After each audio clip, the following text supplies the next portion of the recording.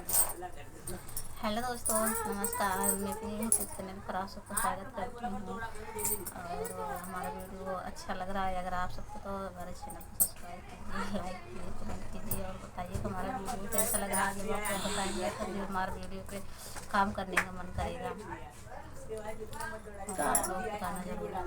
काली नचयंगने दुर्गा जी दुआरे, काली नचयंगने दुर्गा जी दुआरे, गजब लहर मारे मैया पीछे वारे, गजब लहर मारे मैया पीछे वारे।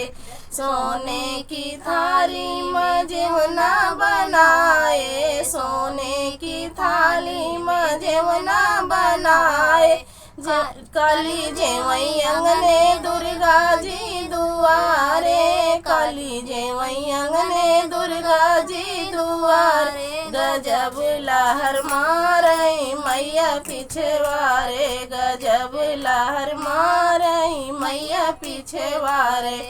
काली नचयंगने दुर्गा जी दुआरे, काली नचयंगने दुर्गा जी दुआरे, गजब लहर मारई मैया पीछे वारे, गजब लहर मारई मैया पीछे वारे।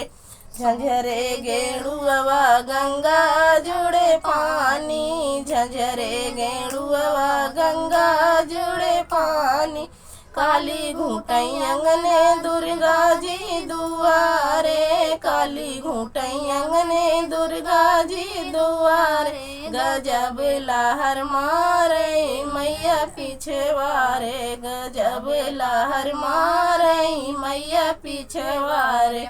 काली नचई अंगने दुर्गा जी दुआरे, काली नचई अंगने दुर्गा जी दुआरे, गजब लहर मारई मैया पीछे वारे, गजब लहर मारई मैया पीछे वारे।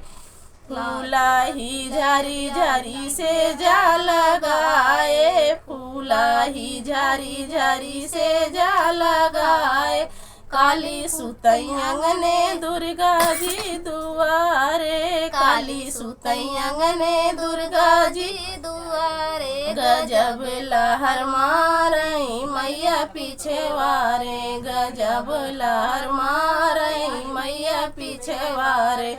काली नचई अंगने दुर्गा जी दुआरे, काली नचई अंगने दुर्गा जी दुआरे, गजब लहर मारई मैया पीछे वारे, गजब लहर मारई मैया पीछे वारे।